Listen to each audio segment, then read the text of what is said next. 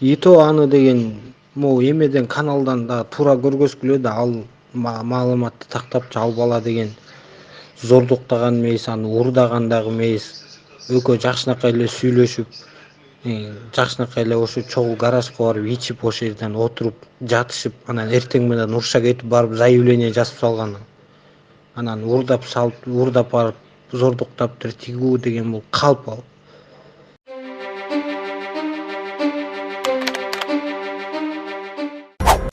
Саламатсыздарбы, урматтуу мекендештер? Биздин төмөндө сөз кыла турчу теманы кайра эле Саха-Якутиядагы кырдаал боюнча жана андагы окуянын чоо жайына каршы болуп өз пикирлерин айтып жаткан биздин ошол жакта жашап иштеп жүргөн мекендештерибиздин көпчүлүгүнүн нааразы болуп кайрылууларынан улам ушул жагымсыз ызы чуунун чын бышыгын аныктоо максатында чыгарып жатабыз. Ал окуядагы кылмышка шектүү дейбизби же кылмышка барды дейбизби, айыптор ошол 23 жаштагы мекендешибизди баарыбыз бир жактуу карап, соц тармактарда аны жемелеп урушуп, айрым мекендештерибиздин көпчүлүгү аны якут элине өткөрүп бергиле, өздөрү каалагандай жазаны беришсин, керек болсо өлтүрүп салышсын, бизди бүт элге уят кылды го деп аябай катуу ачууланып пикирлерин калтырып жатышат. Бизге келген маалыматтарга таянсак, көрсө ал 36 жаштагы аялды эч ким уурдабай эле, аны зордоп күч колдобой эле, ал өз эрки менен болгон. Жигит менен таанышып, сүйлөшүп, машинеде чогуу ичип, көңүл ачып олтурушуп, таңга жуук экөө катуу уруша кетишет да, андан соң үстүңдөн арыз жазамын дейт. Себеби жигит жакында эле Кыргызстандан барганын жана анын убактынча мигрантка тийиштүү документтери жок экенин билген Оксана айым колуңдан эмне келмегеле деген маанидеги сөздөрдү айтып коркутуп кетет. Мына эми аягы ушундай улут аралык жаңжалга чуу жаралышына себепчи болгон якутка айымдын жүрүм-турумуна да көптөгөн терс пикирлер айтылып жатат.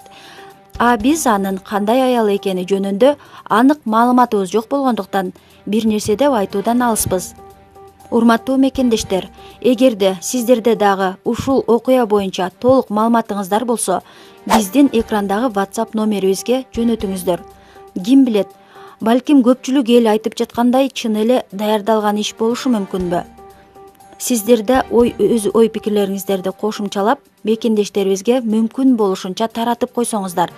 Кыргыз элибизде дайыма тынчтык болсун. Ассаламу алейкум, кыргыз элим, кандайсыңар? Менин видеого чыгып атканымдын себеби YouTube'дан көрүп атам. Кыргызстанда калп маалыматтар жүрүп атат.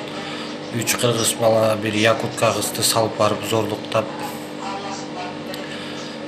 ошонун айынан ызы чуу чыгып атыптыр, уурдап барып гаражга алып барып зордуктаптыр депчи. Ал калп андай болгон эмес. Биякта местныйлар өздөрү айтып атышат.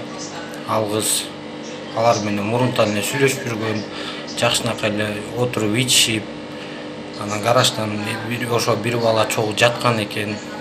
Анан эртең менен таңгамал уруша кетип, ал барып заявление жазып салыптыр. Анан ошонун себебинен биякта местныйлар чогулуп, ызы чуу кылып, анан ал балдар уже кармалган. Кармалып, биякта бирөө мойнун алып да, экинчисин да мойнун алдырып атыптыр, үчүнчүсүн да мойнун алдырып атыптыр деп атышат. Ошо силерге тагыраак маалымат айтып коеюн дедим. Андай эч качан кыргыздар уурдаган эмес, уурдабайт дагы. Ал ошо туугандар. Эмеге бияка голосовой дагы жөнөтүп койдум. Голосовойду да чыгарат болсо керек. Местныйларга өзү кандай болгонун айтып берген. Голосовой дагы немени жөнөтүп койдум каналга. Ошо. Короче, этот парень же есть, он из Кыргызстана, и вот он недавно приехал сюда, в Якутск, ему 23 года, и вот он познакомился с этой якуткой, которой 36 лет. Она тоже ведет, говорят, то, что она тоже ведет гулящий образ жизни, и вот они, как только парень приехал в Якутск, они связались, мы как бы дружили, выпивали вместе. И вот в этот день они были вместе. И потом они выпивали вместе и поехали в гараж. И вот там под утро они поругались с этим парнем. поругались, и потом она сказала то, что... А, нет, сначала до этого они переспали у них, ну, по обоюдному согласию, да, переспали, то есть никакого насилия там не было. И потом поругались из-за чего-то, и потом девочка девушка заявила то, что он на него заявление накатит, потому что у него ни прописки, ничего, вообще никаких документов нету пока. Но как только приезжает, сразу прописку уже не делается, 15 тысяч мы покупаем. И вот, потом она ушла под утро. Ну, потрезвела и ушла. Ну вот, пошла в полицию. То есть никакого избиения, насилия, там ничего не было вообще. Никаких следов синяков, там всяких этих. А откуда узнали, если скажете, то здесь же диаспора кыргызов же есть. Ну, Данияр его зовут. Он здесь 25 лет проживает. И вот он лично встретилась с этой дамочкой.